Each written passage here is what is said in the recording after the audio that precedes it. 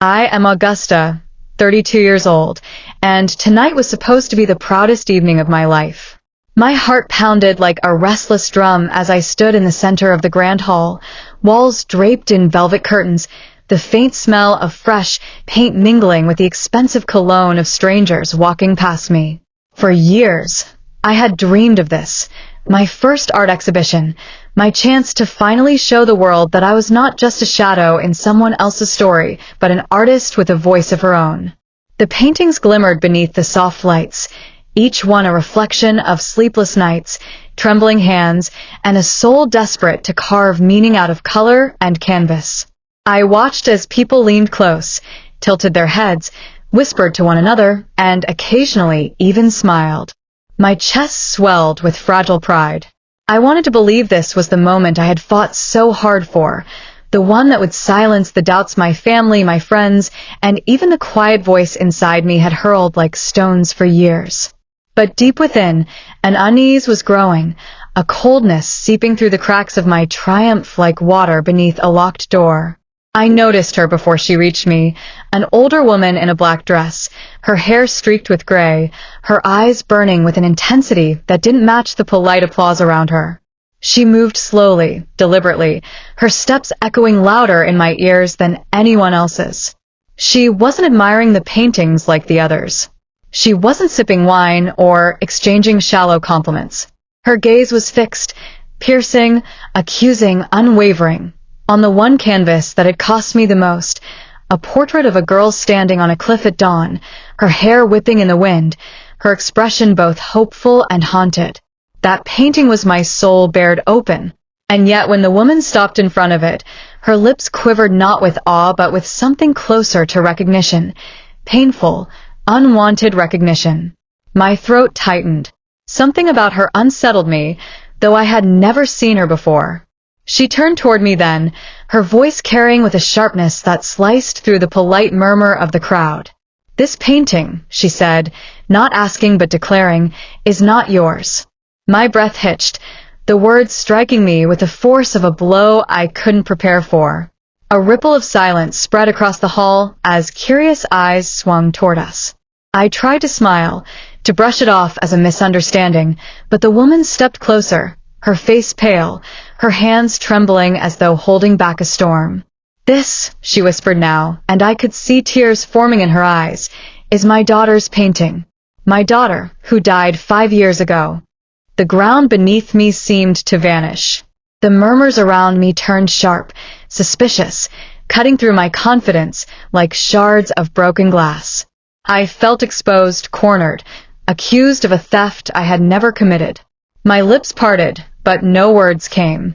I had painted that piece with my own hands, every brushstroke born from my sleepless nights and my haunted memories.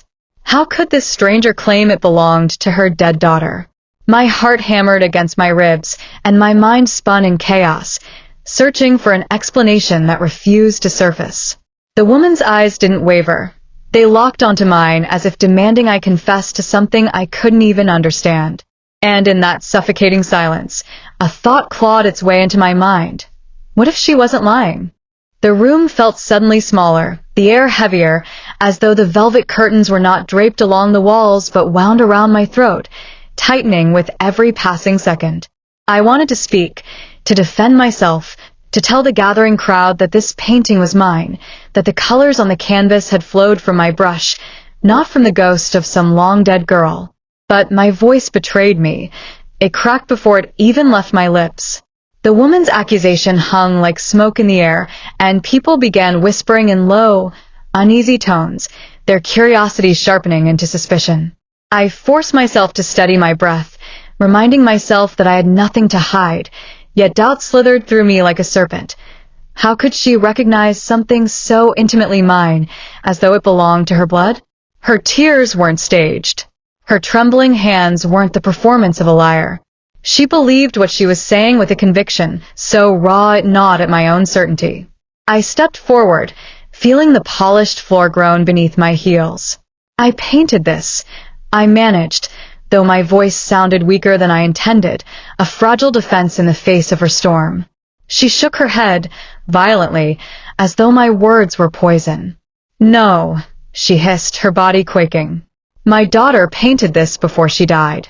This was her dream. You cannot claim it. Gasps fluttered around us. A man in the crowd coughed awkwardly, a glass clinked against the floor, and still all eyes clung to me as if waiting for me to collapse, to confess, to unravel. My chest burned with humiliation. The pride I had nurtured all evening was dissolving, melting into shame I didn't deserve. And yet, I couldn't deny the look in her eyes, the certainty that didn't waver. Who are you? I demanded finally, my words louder, harsher, trembling with both fear and anger. My hands balled into fists at my sides, nails cutting into my palms. I needed her name, her story, something to anchor this madness into reality. She blinked at me, almost startled, as though she hadn't expected me to ask. My name is Eleanor, she whispered, her voice breaking. And my daughter's name was Miriam. She was 21 when she died. She painted this in her final year. A chill swept through me so fast my knees weakened. Miriam, a name I didn't know, yet it felt carved into the air like an echo I should have recognized. I stared at the painting again, my own creation. Or was it? The cliff, the girl's windswept hair, the haunted eyes staring at dawn. My heart stuttered as unease burrowed deeper. Could it be that somewhere, somehow, another hand had once traced the same lines, the same storm, the same sadness I thought was mine alone? A murmur of sympathy rippled through the spectators. I saw heads tilt toward Eleanor, not me. Her grief was tangible, pulling them closer, while I stood isolated, framed not as an artist, but as an imposter. Rage flared within me, not at her grief, but at the theft of my moment, my truth. This painting is mine, I said again, louder now, my voice cutting through the crowd. But Eleanor's tears spilled freely, her body trembling with an anguish that made my defiance feel cruel. She pulled something from her purse then, a folded piece of paper, worn and creased, as if carried for years. With shaking fingers, she opened it and held it high for all to see. My breath caught. It was a sketch, faint but undeniable, of the same cliff, the same girl, the same haunted dawn. A suffocating silence drowned the room. My vision blurred, as though the ground itself rejected me. The sketch wasn't perfect. It lacked my colors, my strokes, but the foundation was the same, unmistakable. The cliff slanted in the same way, the girl's hair whipped in the same direction. The crowd leaned forward, hungry for drama, their eyes darting between the sketch in her trembling hands and the painting looming behind me. My body turned cold. Was this coincidence? Inspiration stolen by the universe and split between two souls who would never meet? Or was there a darker thread connecting me to Miriam, a thread I had been blind to until this moment? Eleanor's lips trembled as she whispered again, "She painted this." My daughter's hands touched this vision before death took her. You cannot erase her. I wanted to scream, to deny, to shred the sketch into confetti and let the pieces scatter across the floor. But instead, I stood frozen, every muscle bound by fear. In my mind, memories tangled. Nights when I had woken with images already burning in my mind, visions I couldn't explain, paintings that seemed to paint themselves through me. Had Miriam's ghost whispered them into my dreams? Was I haunted by someone else's unfinished story? The thought clawed at me, tearing away the last of my certainty. My lips parted, but all that escaped was a whisper I didn't mean to speak aloud. How is this possible? Eleanor's eyes flashed at the sound, her grief sharpening into something more dangerous, resolve. She stepped closer, lowering her voice, so only I could hear. Because you know more than you admit, Augusta. You know the truth you've buried, and I will uncover it, even if it destroys you. Her words cut through me like knives hidden in velvet. My body shivered, not from the chill in her tone, but from the terrifying possibility that she might be right, that there was a truth within me I had locked away, forgotten, or perhaps feared to face. The rest of the evening became a blur, though fragments seared themselves into my memory with the sharpness of broken glass. The murmuring crowd, their eyes flickering between Eleanor and me like spectators at a cruel duel. The sketch she had waved like evidence in a trial, as if my life's work were reduced to a forgery. The humiliation that scorched my cheeks until even the floorboards beneath me felt complicit in my shame. I wanted to storm out, to run from the suffocating eyes, but I forced myself to stand, to smile, to pretend that the woman's accusations had not struck me like lightning splitting the night sky. When the gallery director awkwardly ushered Eleanor aside, whispering to calm her trembling sobs, I tried to regain control. I greeted patrons, I accepted their forced compliments, I even signed 2 programs, but I knew it was a hollow charade. The shadow of Miriam hung over every brushstroke on the walls. People no longer looked at me with admiration, they looked with doubt, pity, and suspicion. And somewhere deep within me, an icy voice whispered that perhaps they were right. By the time the last guest drifted out and the lights dimmed, the gallery felt more like a tomb than a celebration. I stayed behind, unable to leave, my eyes fixed on the painting that was mine, and yet if Eleanor's words were true, not mine alone. My stomach churned. I replayed her voice in my head, the raw grief, the trembling rage. You know more than you admit. What did she mean? I clenched my fists, nails digging into my skin. I had never met Miriam, never even heard the name before tonight, and yet the sense of familiarity haunted me. It was as if the cliff, the dawn, the haunted girl had been waiting inside me long before I ever touched a brush. But how? My rational mind resisted, insisting it was coincidence, that art often overlaps, that visions can echo across strangers. Still, the seed of doubt had been planted, and it grew like a vine through my thoughts, strangling my certainty. When I finally left the gallery, the streets outside seemed colder than I remembered. My heels clicked against the pavement like the ticking of a clock counting down to some inevitable reckoning. The city lights blurred, not from the drizzle in the air, but from the confusion clouding my eyes. I thought of calling my mother, but what would I say? That a grieving stranger had accused me of stealing her dead daughter's painting? That somehow, impossibly, her claim had shaken me more than I cared to admit? No, my mother would dismiss it, remind me of my long hours with brushes and canvases, scold me for doubting myself. But tonight, my doubts had taken root too deeply to be erased by comfort. At home, I poured myself a glass of wine, though it did little to steady my trembling hands. The apartment was silent, too silent, the kind of silence that amplifies every creak of wood, every hum of the refrigerator, every beat of your own frantic heart. I set the glass down and wandered into my studio, the one place where I had always found refuge. But tonight, the sight of my unfinished canvases unsettled me. Faces I didn't recognize stared back at me, eyes filled with emotions I hadn't consciously chosen to paint. Landscapes I had never visited sprawled across the canvas as if lifted from someone else's memory. My breath caught in my throat. Had I ever truly been creating? Or had I merely been channeling something or someone through my hands? A knock shattered the silence. I froze, my glass of wine trembling dangerously close to spilling. It was past midnight. No one came to my door at this hour. Slowly, with a heart pounding so loudly it drowned out thought, I approached. When I opened the door, the hallway stretched out empty, shadows crawling along the walls. But at my feet lay an envelope, plain and unmarked. My skin prickled as I bent to pick it up. Inside was a single photograph, a young woman with dark eyes and windswept hair, standing on a cliff at dawn. My blood ran cold. It was her, the girl from my painting. The girl Eleanor had called Miriam, and scrawled on the back, in rushed handwriting, were 5 words that turned my veins to ice.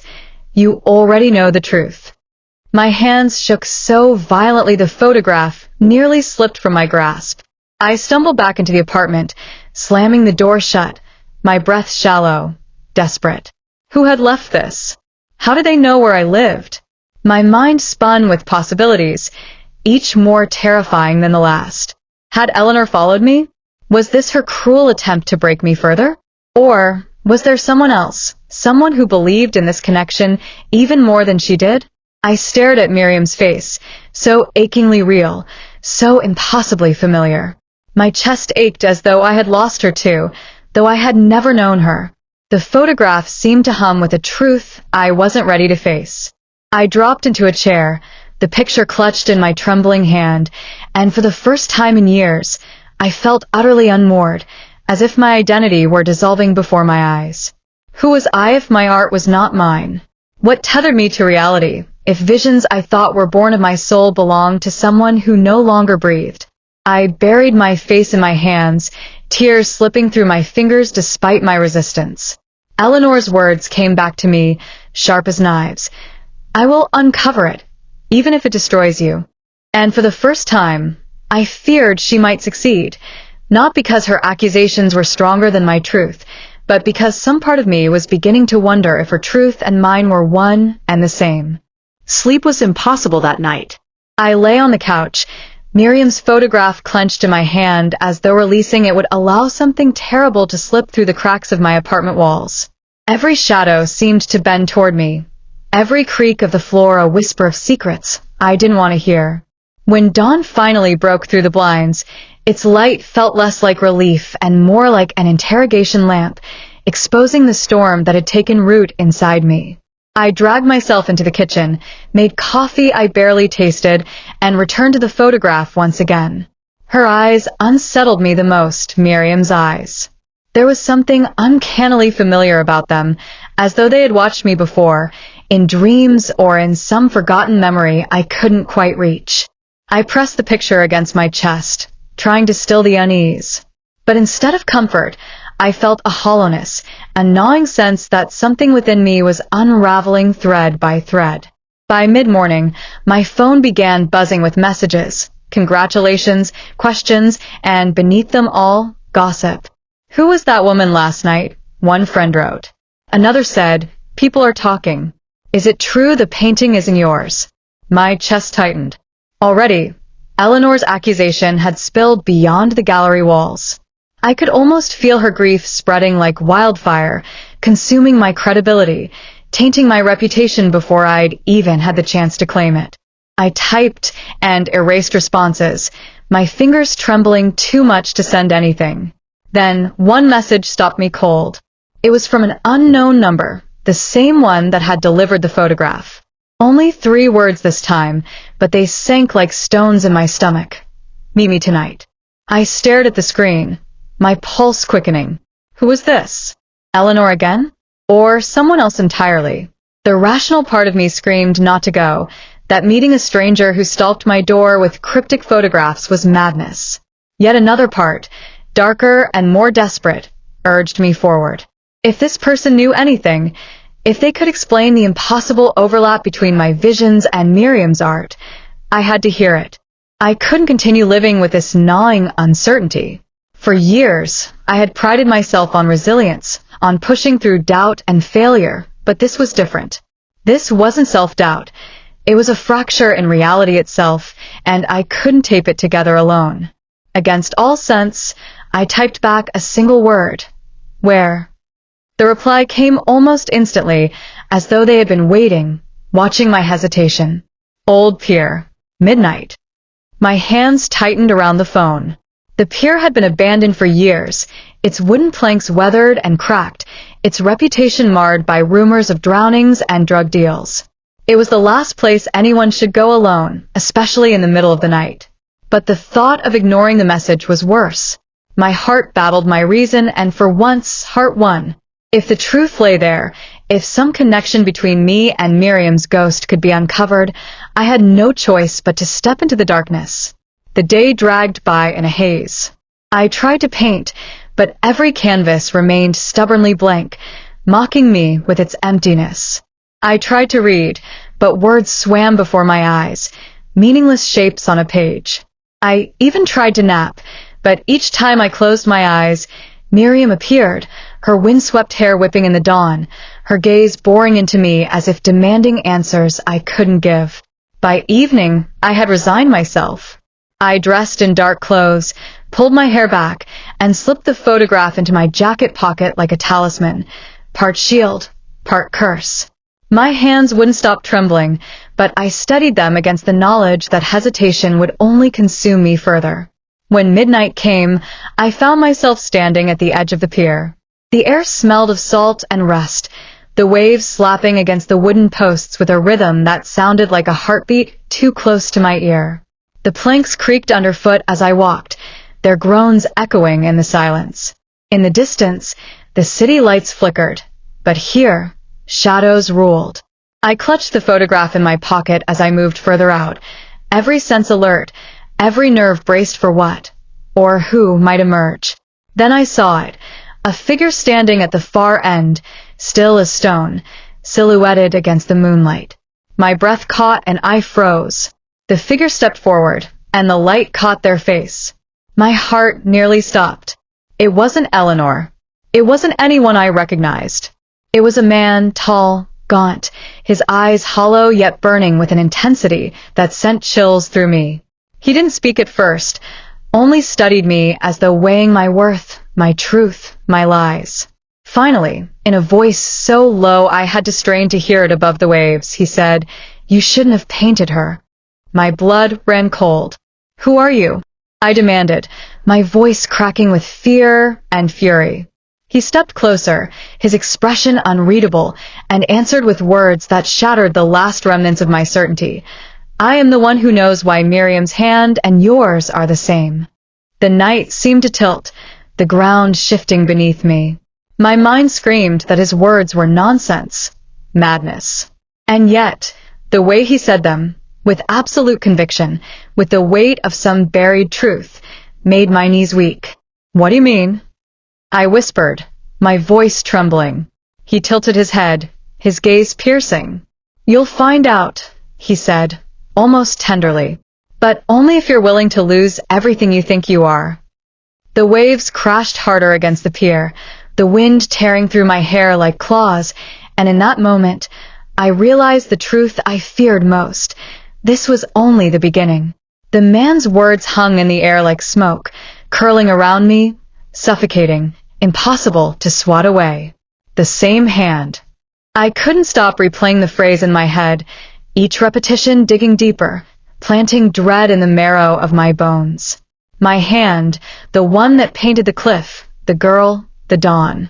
Miriam's hand, the one Eleanor swore had created the same vision years before death claimed her.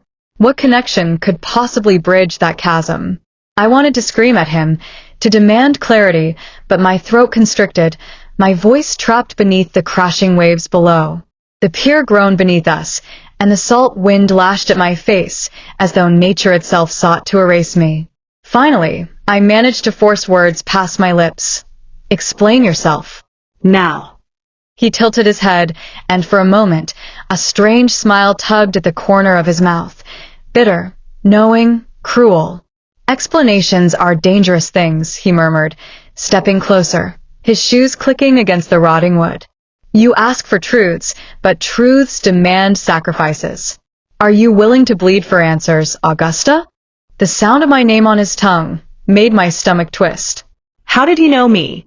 Fear knotted inside me, but beneath it burned something fiercer, anger. "Stop speaking in riddles," I snapped, my voice sharper than I expected. "Who are you?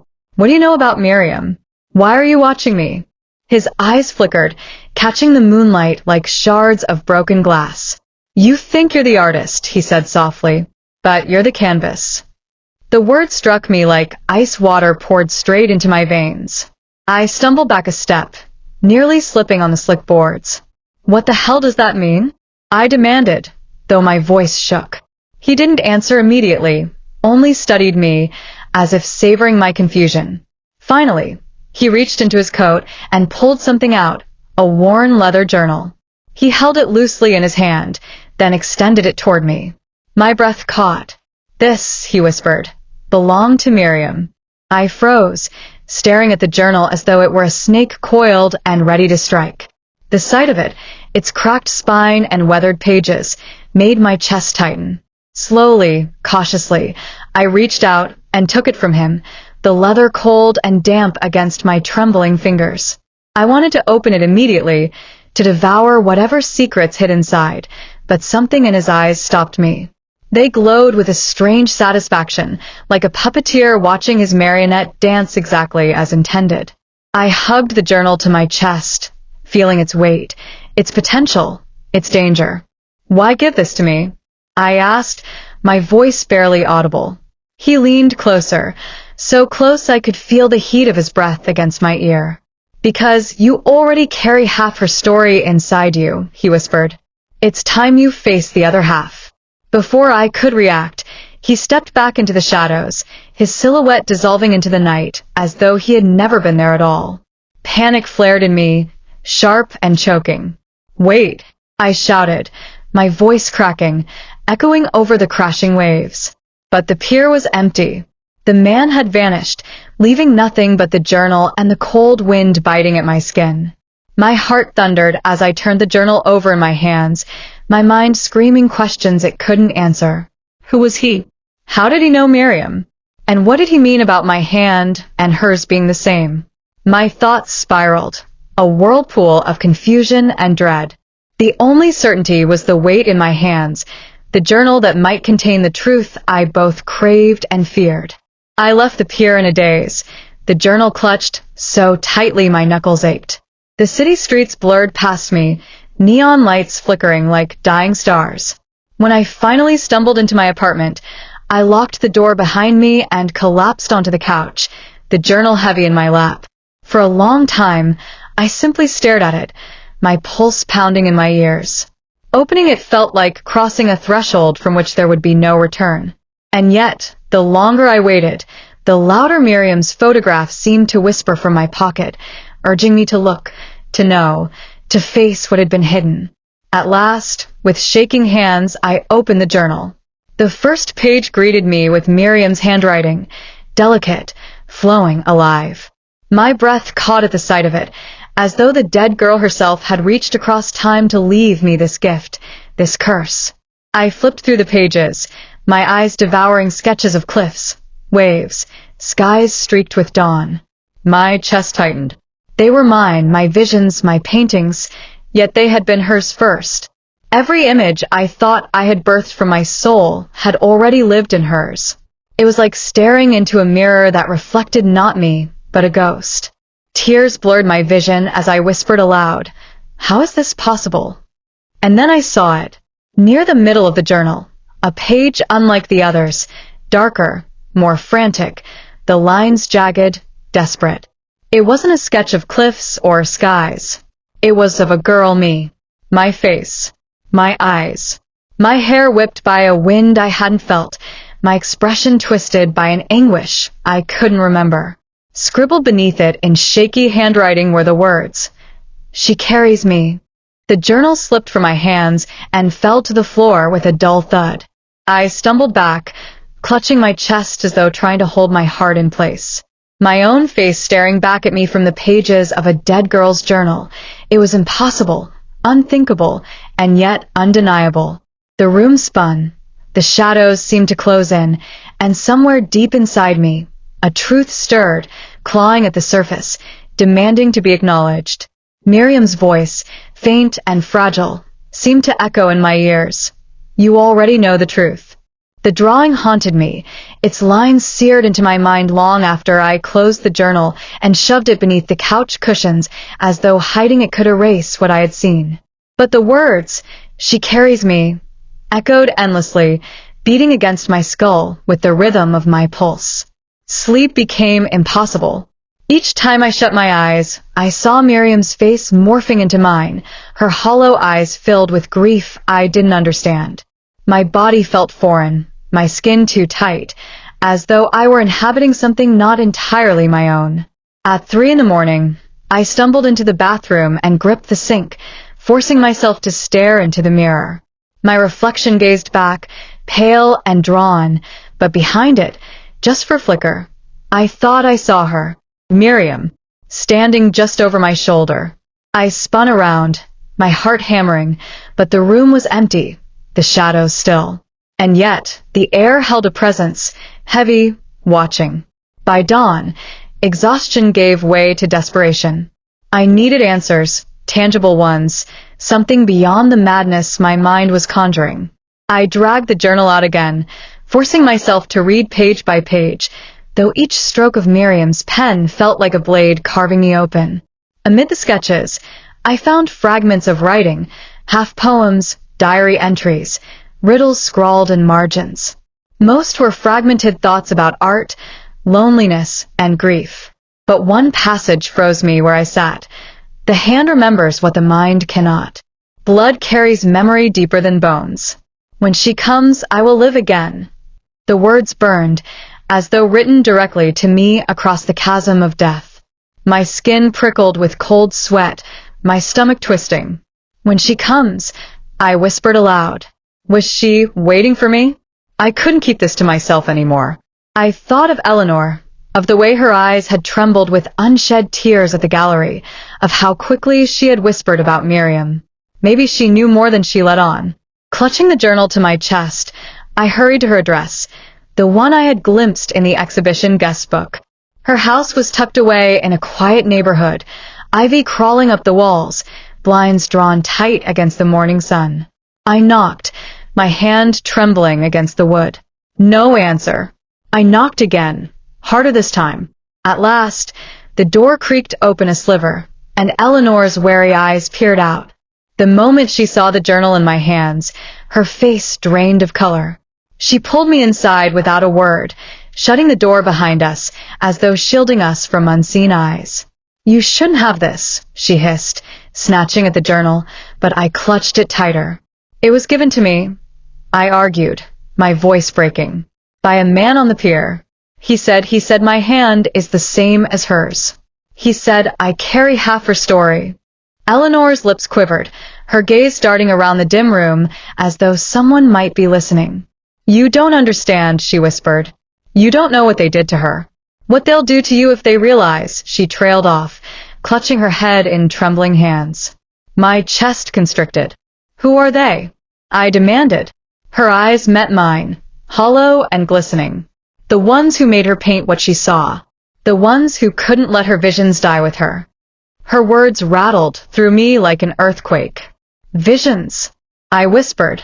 Eleanor nodded slowly, her voice trembling. Miriam didn't just paint landscapes. She painted futures, secrets, things she should never have known. And they used her, drained her until she broke off, choking on her own words. I felt the ground vanish beneath me. Futures? Secrets? My paintings had always felt like compulsions, images that clawed their way out of me, but I had chalked it up to creativity, not prophecy. You're saying my voice faltered, the truth too terrifying to finish. Eleanor's eyes filled with tears as she whispered, Yes. You see what she saw, and that's why they'll come for you. The room suddenly felt suffocating, the walls closing in. Who are they? I pressed again, but Eleanor only shook her head violently. If I tell you, we're both dead. Leave. Burn the journal. Forget any of this ever. A sharp crash shattered her words. The front window exploded inward, glass raining across the floor. I screamed, shielding my face as a dark figure vaulted through the frame, landing in the room with predatory grace. Eleanor shrieked, grabbing my arm and shoving me toward the back door. Run, she cried, her voice ragged with terror. The figure lunged, their face obscured by a mask, their hand reaching for the journal. My instincts roared to life. I clutched the leather book against me and bolted, Eleanor's sobs echoing behind me. I didn't dare look back as I tore through the narrow hallway, my feet slipping on scattered glass, adrenaline surging like fire through my veins. Behind me, I heard a struggle, Eleanor's cries cut off by a muffled thud. Guilt stabbed through me, but fear propelled me forward. I burst out the back door into the blinding morning light, lungs burning, heart in my throat. The journal weighed heavy in my arms, but I couldn't let it go. Not now. Not when it was the only thread connecting me to the truth of what Miriam was, and what I might be. As I fled down the street, one thought carved itself into my mind, sharp and undeniable. Whatever had killed Miriam wasn't finished.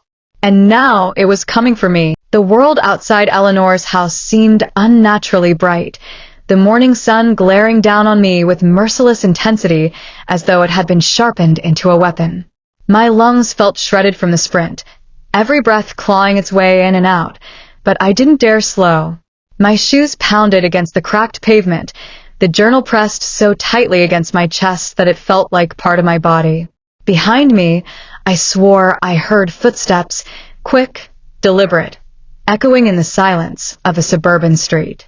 I risked a glance over my shoulder and caught only a flicker of movement, shadows bending unnaturally near the corner of a building, a glint of something metallic. Fear screamed through me. Whoever they were, they hadn't come just for Eleanor. They wanted me. I veered into an alley, heart hammering, my mind a cyclone of panic and disbelief. Miriam's journal throbbed against my palm like a heartbeat. It was no longer just a book. It was bait, a tether pulling predators out of hiding. I ducked behind a dumpster, forcing myself to crouch low, my breath ragged, sweat dripping into my eyes. My ears strained for sound. For a moment, there was only silence, the hum of a distant lawn mower, the faint chirp of birds. Then, soft, deliberate crunches of gravel beneath boots. I froze. The footsteps grew closer, measured, confident. I bit down on my lip until I tasted iron. Slowly, I peered around the dumpster.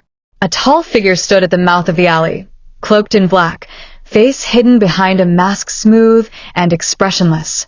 They tilted their head as if listening to the air, as if they could hear my heart battering inside my ribs. I swallowed back a scream and pressed myself tighter into the shadows. My hands shook, and the journal's leather cover creaked softly beneath my grip. The sound was deafening in the stillness, and the masked figures had snapped toward me. My pulse exploded. Without thinking, I bolted. My legs propelled me forward, tearing me out of the alley and into another street. Horns blared as I stumbled into traffic, cars screeching to a halt, angry voices shouting. I pushed past them blindly, weaving between bumpers, ignoring the curses hurled my way. Somewhere behind me, a single car door slammed.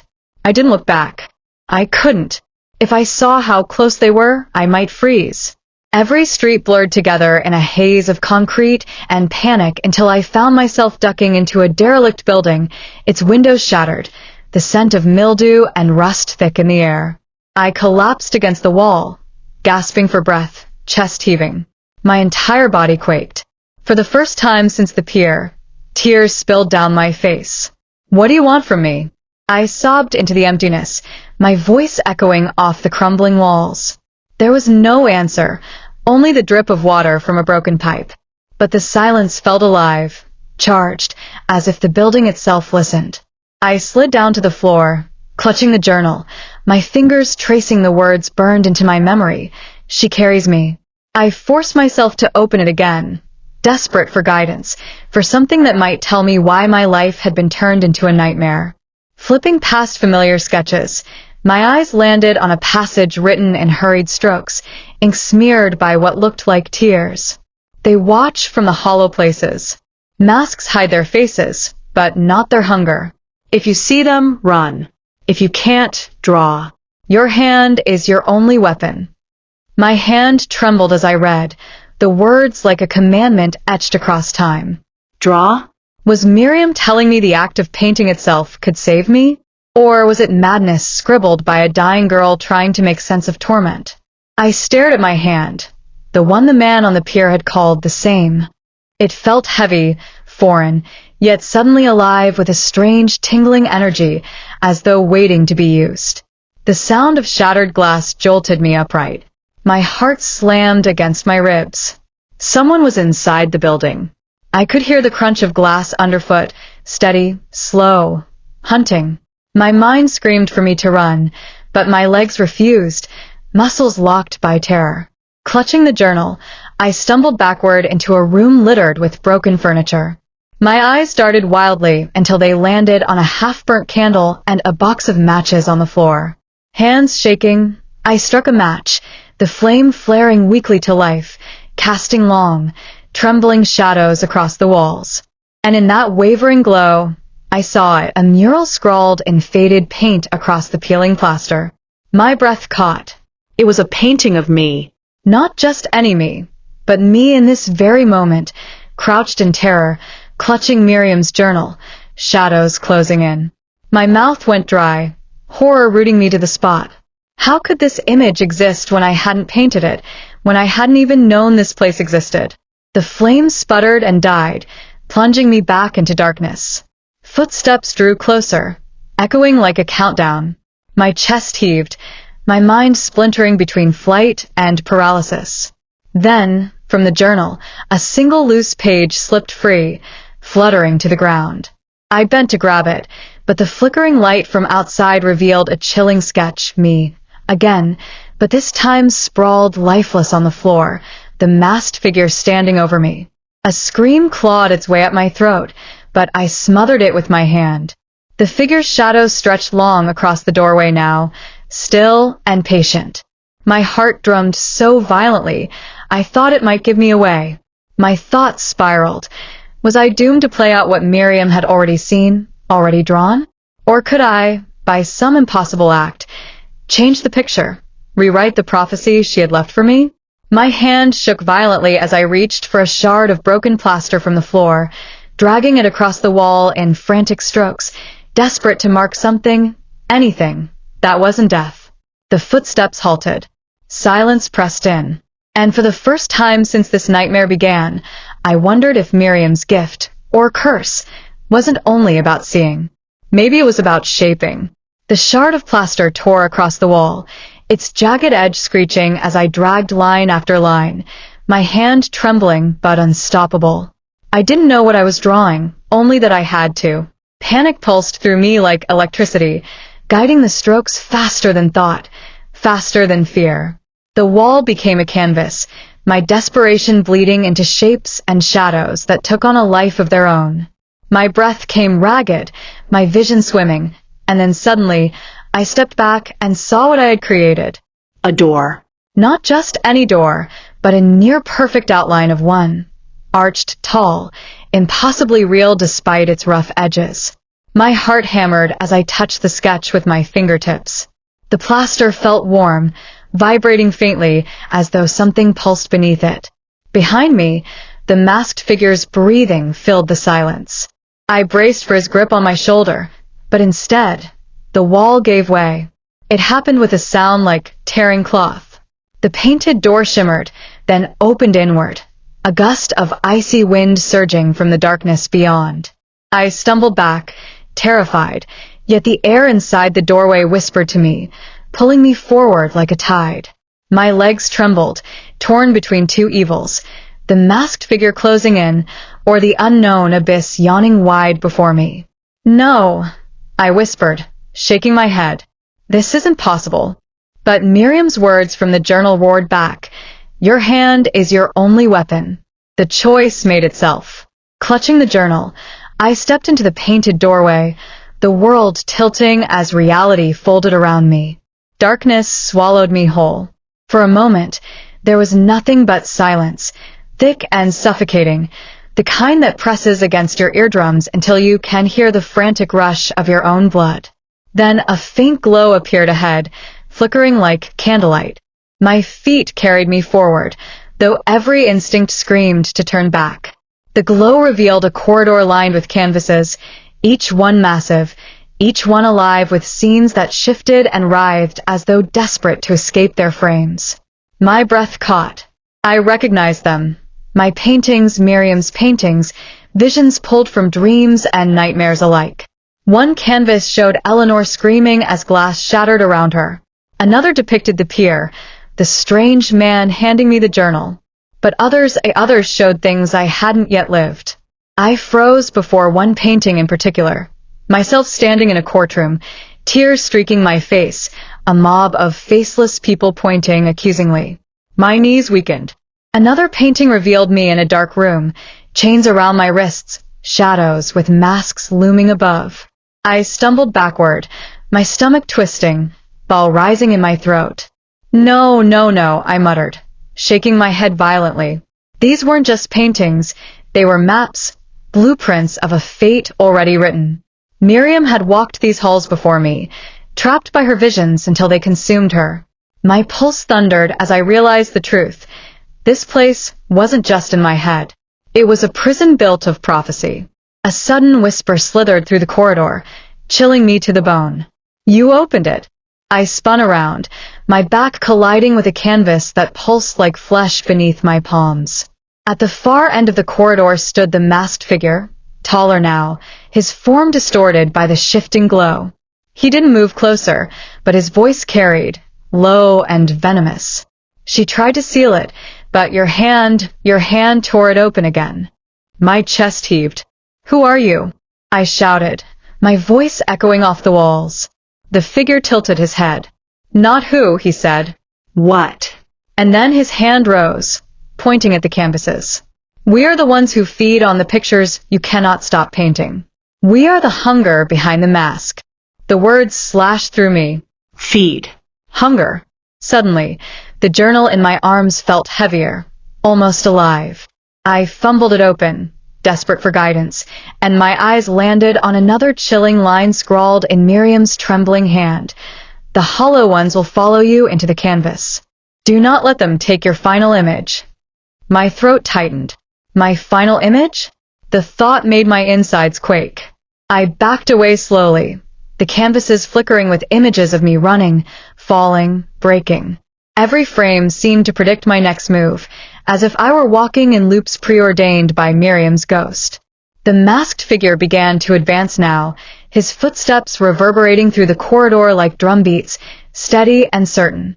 I clutched the shard of plaster tighter, my knuckles white, and in a burst of frantic courage, I slashed it across one of the canvases. The painted image shrieked as though alive, splintering into shards of light that rained down around me. The corridor shook, the glow sputtering. The masked figure stopped, his head jerking as though the very act wounded him. My chest heaved, hope sparking in the darkness. If painting could create, then destroying might unravel. "You're not in control anymore," I whispered, though my voice quaked. The figure straightened, his mask glinting in the glow, and though I couldn't see his eyes, I felt the weight of his stare. "Then let us see," he hissed, "what you paint when you are afraid." And before I could react, the canvases around me began to ripple, blank white space spreading across them like wildfire, waiting for my hand to decide what would come next. The corridor pulsed with a blinding whiteness, the canvases that once displayed my fate now wiped clean, as if daring me to fill them. My hand burned, a tingling heat racing from fingertips to elbow, and the shard of plaster seemed to vibrate in my grip like it was alive. I staggered backward, my chest heaving, the journal heavy against my ribs. "What do you want from me?" I screamed, though my voice broke against the endless walls. The masked figure tilted his head, slow and deliberate, his silence more suffocating than any threat.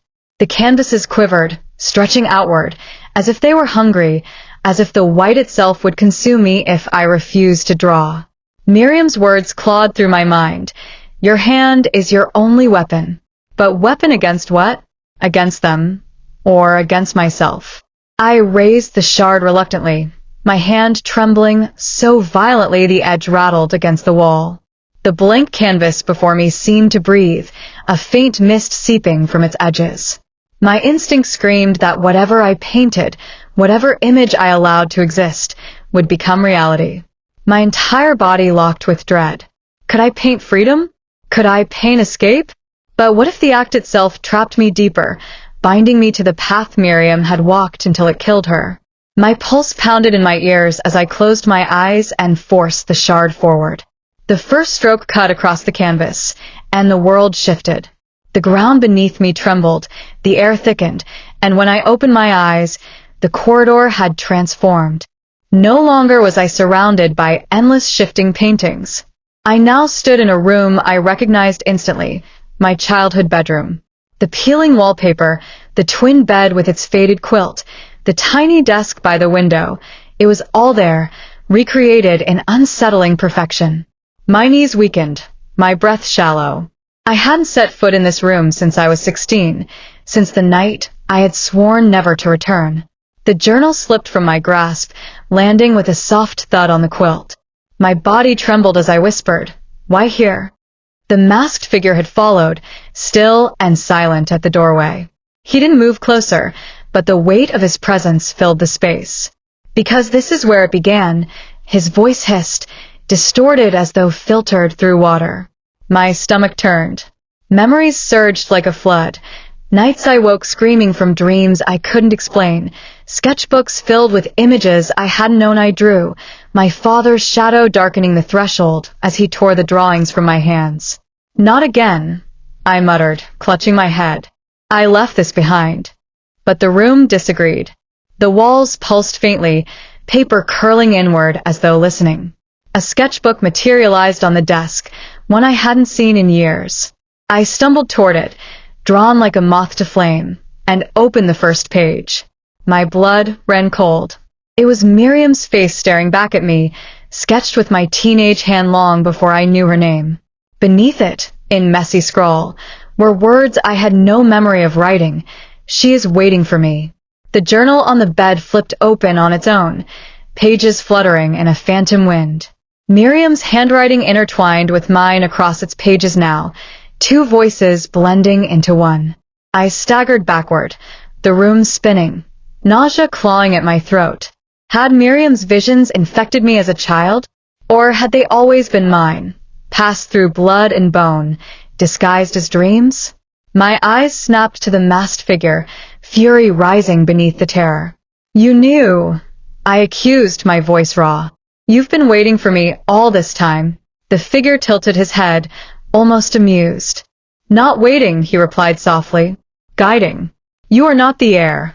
You are the continuation. Miriam ended and you began. And when your hand falters, another will follow." The words sank like ice into my chest. Continuation. Not inheritance, not accident. I wasn't just tied to Miriam. I was part of the same chain, a link forged by something far older and darker than coincidence. Rage surged, cutting through the fear. "No, Ispat." "I won't let you use me like you used her." My grip tightened on the shard, my arm trembling. The masked figure stepped forward, shadows stretching long across the floor. "You cannot fight what you are," he hissed. "Every stroke you draw only feeds us. That is why she broke. That is why you will break."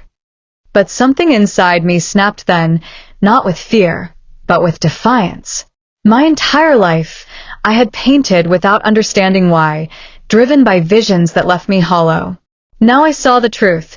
Those visions weren't gifts, they were chains. Miriam had been crushed beneath them, devoured by the hollow ones. But I wasn't her. I refused to be her. My arm lifted, and with all the fury I could summon, I dragged the shard across the walls, tearing lines into every surface. The room convulsed, the canvases howling as though alive. The masked figure staggered, his form rippling as cracks spread across his mask. A guttural roar tore from his throat, shaking the walls. The house around me fractured, wallpaper peeling like skin, furniture splintering, the floor collapsing into a chasm of light and shadow. I clutched the journal, my knuckles white, as the masked figure lunged one final time. His hand grazed my arm, icy and suffocating, but I slashed upward with a shard, striking across his mask. The crack split wider, and for a fleeting second, I saw a glimpse of what lay beneath, an endless void, a hollow absence that screamed with hunger. Then he shattered into shards of glass and smoke, dissolving into nothing. But the collapse didn't stop. The floor vanished beneath my feet, and I plunged into the abyss below, clutching Miriam's journal against me as the world disintegrated into chaos. The abyss swallowed me whole, the fall endless, my body twisting through air that felt too thick to breathe. My screams died in my throat as if the void itself devoured sound. For what felt like hours I plummeted, yet never hit ground, until suddenly, without warning, I landed softly on what appeared to be solid earth. My legs buckled, but I didn't shatter. Instead, I found myself kneeling in a landscape so warped it felt ripped from the fevered pages of a dream, a forest of skeletal trees with no leaves, their branches dripping black liquid that hissed when it touched the soil. The sky churned in bruised shades of purple and green, and somewhere far off, I heard a clock ticking, steady and deliberate, though no clock was visible. My heart pounded as I clutched Miriam's journal tighter, its pages glowing faintly now, pulsing like a heartbeat. Where am I? I whispered, though the air seemed to hum in reply. I staggered forward, every step sinking slightly into the spongy ground. Shadows darted at the edges of my vision, too fast to catch, yet I knew I wasn't alone. The journal vibrated in my hands until a page ripped free, fluttering to the ground. I bent to pick it up, and as my fingers touched the paper, images carved themselves onto the surface in real time. A door. A key. And words written in Miriam's unmistakable script. The hollow ones thrive on silence. Break it, and you may find the way. My breath hitched, my skin crawling. Silence. My screams had been stolen in the fall. Was that the trap? That even my voice was their sustenance? Fury welled up inside me, and I forced a sound from my throat, a raw, guttural cry that tore at my vocal cords. The forest reacted violently. The trees shuddered, black liquid raining down in sheets, and the ground split open to reveal a stone path leading deeper into the nightmare. I hesitated only a moment before stepping onto the path.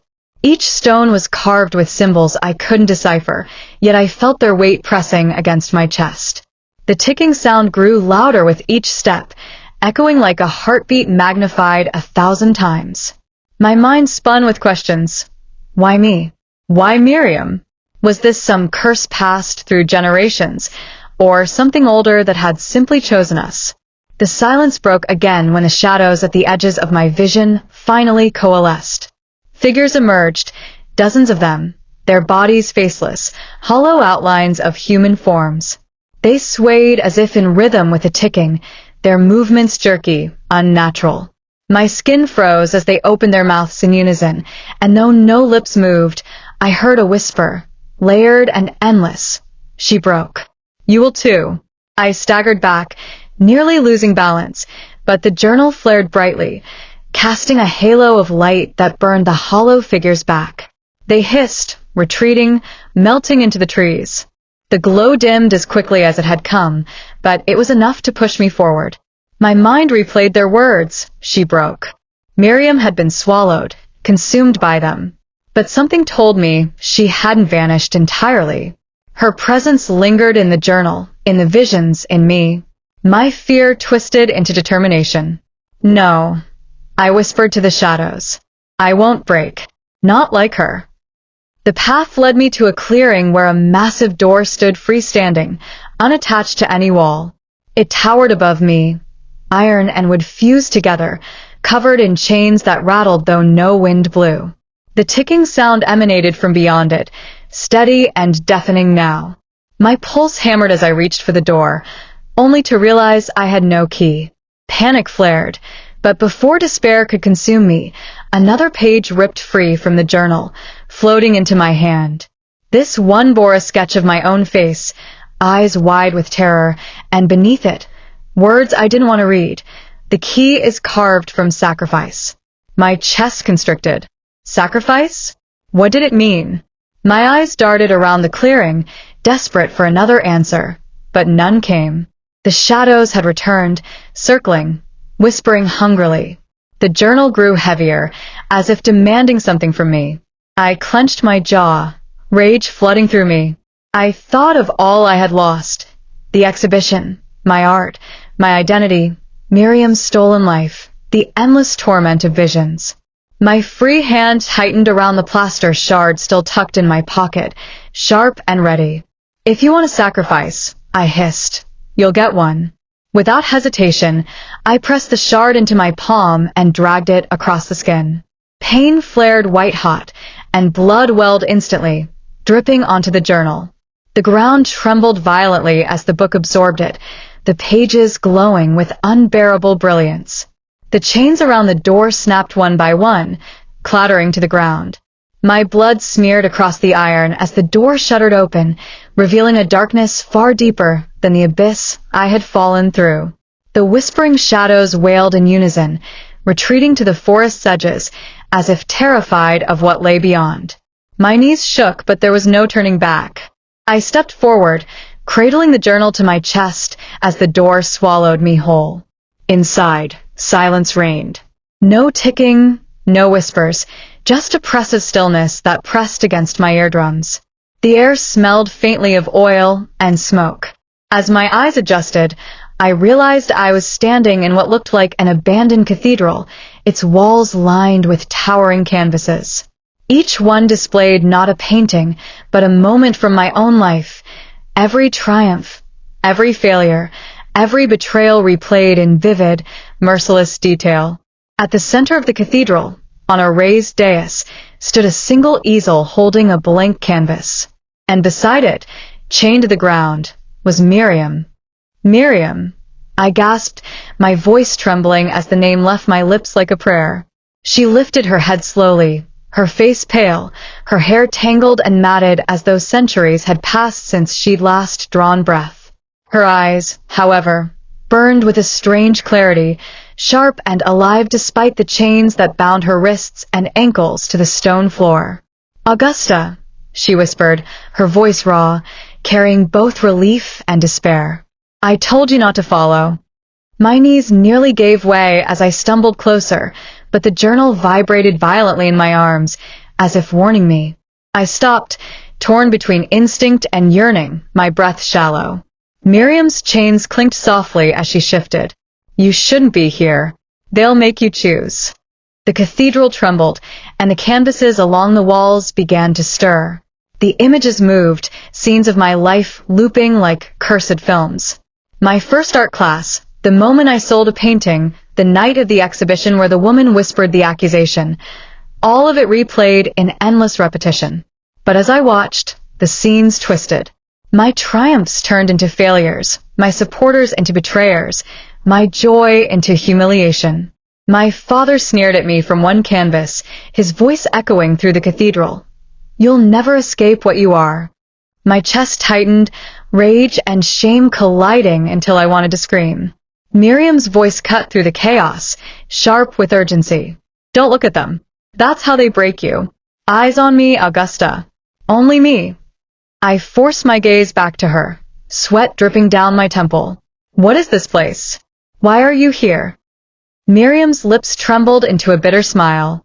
"Because I couldn't choose. They gave me the brush, the canvas, the chance to create a world of my own, and I faltered. I thought I could fight them by refusing, by resisting. But the refusal became my chain. Now I am bound to this place, my visions feeding them, my silence sustaining their hunger." She tugged against the shackles, the iron digging into her skin. "And now they want you to take my place." "No," the word tore from me, sharp and final. "I won't let that happen."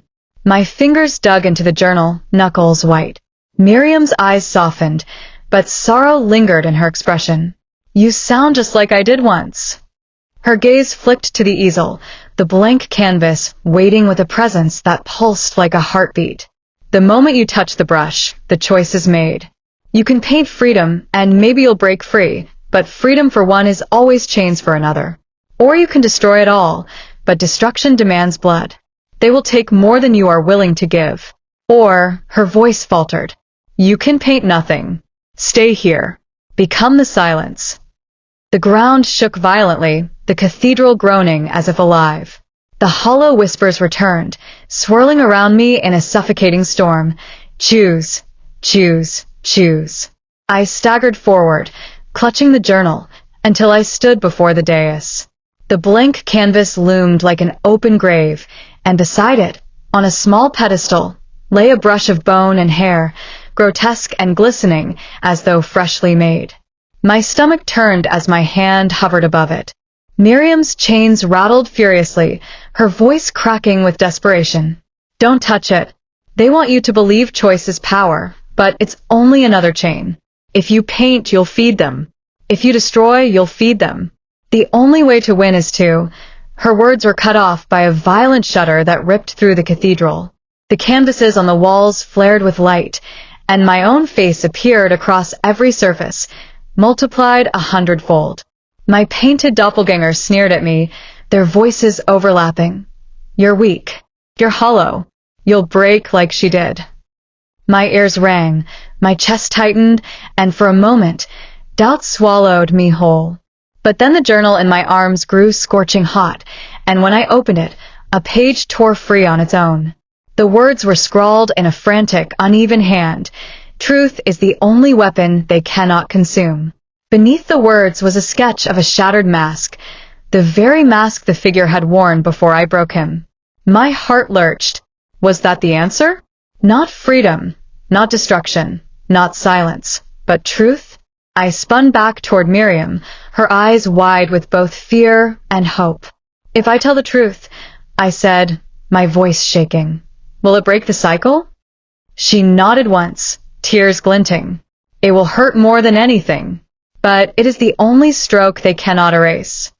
The hollow whispers screeched louder, swirling like a storm, as if terrified of what was to come. My chest heaved as I stepped onto the dais, the journal trembling in my arms. I didn't reach for the brush. Instead, I pressed the journal against the blank canvas, smearing my own blood across its surface. Then, with every ounce of breath left in my body, I screamed the words I had buried since childhood, the truth I had never dared to speak. I was chosen before I was born. They never wanted my art. They wanted my silence. But I am done being silent. The cathedral shook violently, stone cracking, chain snapping. Miriam's bond shattered, her body collapsing to the ground as light poured from the broken shackles. The hollow whispers became shrieks, distorted and furious, as the canvases lining the walls erupted into flames, one after another. My painted reflections writhed, their faces melting, their voices silenced.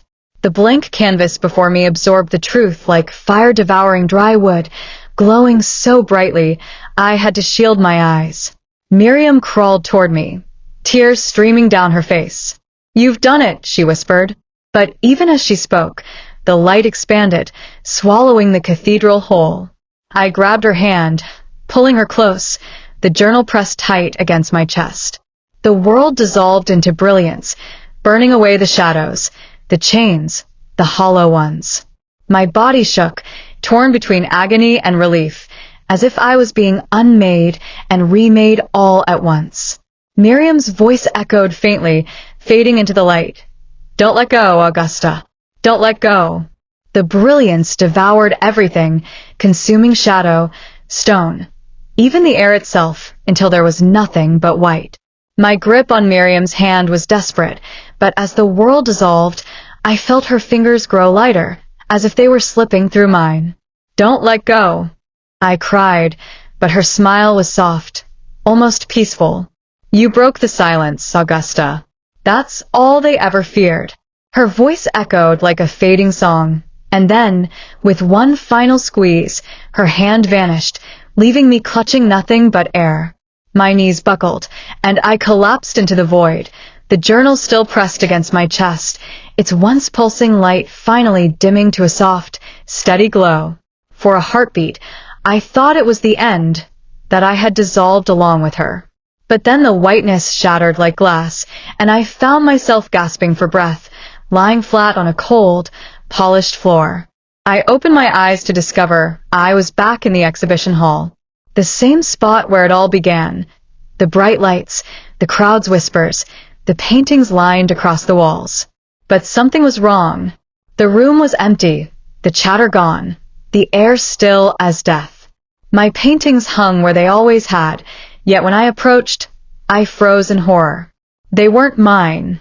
Every canvas was filled with the visions I had seen in the cathedral, Miriam chained, the hollow figures swaying, my face multiplied in cruel reflection. My name was scrawled beneath each piece in thick black paint, as though I had been the one to create them all. My stomach turned, ball rising in my throat. "No," I whispered, shaking my head. "That's not me. That's not what I made." But the room disagreed. A soft murmur reached my ears, growing louder with each heartbeat until it filled the hall. Shadows seeped through the cracks in the floor, stretching long across the walls. My pulse raced as I spun around, clutching the journal like a shield. You said I broke you. I screamed into the emptiness. You said the truth would end this. The whispering ceased for a moment, replaced by a silence so sharp it pierced my skull. Then, from the farthest corner of the hall, a voice emerged, low, steady, and mocking. You ended them, but not yourself. My blood froze. Slowly, I turned, and there, half hidden in the shadows, stood a figure wearing the mask I had shattered. Only now, the crack remained across its surface, leaking faint light as if the void still lived inside. My knees weakened, dread flooding every vein. I destroyed you, I whispered, but my voice faltered. The figure tilted its head, just as it had before, a gesture too familiar. You destroyed one, but the hollow are not one. They are many. You carry them with you now. My chest constricted, panic clawing at my throat. I stumbled backward, glancing down at the journal in my arms. The cover had changed, no longer glowing, no longer pulsing. Instead, it bore my own handwriting etched deep into the leather. Volume 2. My breath caught. Volume 2. My story, not Miriam's. The curse had not ended. It had shifted. I was no longer the victim of visions. I was their vessel.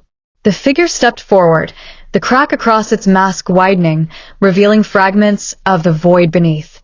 You chose truth, it said, voice echoing like a chorus of thousands. But truth comes at a price. You carry the silence for us now, and when your hand falters, another will follow. My eyes blurred with tears as the weight of its words sank in. Miriam had been right. This was never about escape, it was about continuation. My body trembled, caught between terror and defiance as I whispered, "Then I'll make sure my story doesn't break me. I'll burn the silence before it consumes me." The figure only tilted its head again, amused. The lights of the exhibition hall flickered violently, and for the briefest moment, I saw them. Hundreds of hollow figures standing among the empty chairs, faceless, swaying in rhythm with my own heartbeat. Their whispers rose like a tide, pressing against my skull until I thought I would split apart. My knees buckled, but I forced myself upright, clutching the journal tighter. My bloodied palm smeared across its surface, sealing my claim. "This story isn't yours anymore," I snarled. "It's mine." The whispers faltered, the shadows recoiling, but the masked figure remained. It did not vanish, did not crumble. It only pointed toward me, its hand trembling with something that might have been rage or fear. Then, slowly, it pressed a finger against its cracked mask, mimicking the gesture of silence. And just like that, the room was empty again. The paintings were mine once more, ordinary landscapes and portraits, nothing haunted, nothing cursed. The journal lay heavy in my arms, quiet, as if waiting. My chest heaved, my mind racing, but one truth burned brighter than the rest. This wasn't over. Miriam had carried the silence. Now it lived in me, and one day it would demand to be spoken again. I turned to the invisible audience, my voice steady despite the tremor in my soul. If you've followed me this far, you know the shadows never end. They only change shape. My story isn't finished. And if you want to see what happens when silence finally shatters, stay with me. Like this, subscribe, and keep listening. Because the hollow ones are still watching. And they always will.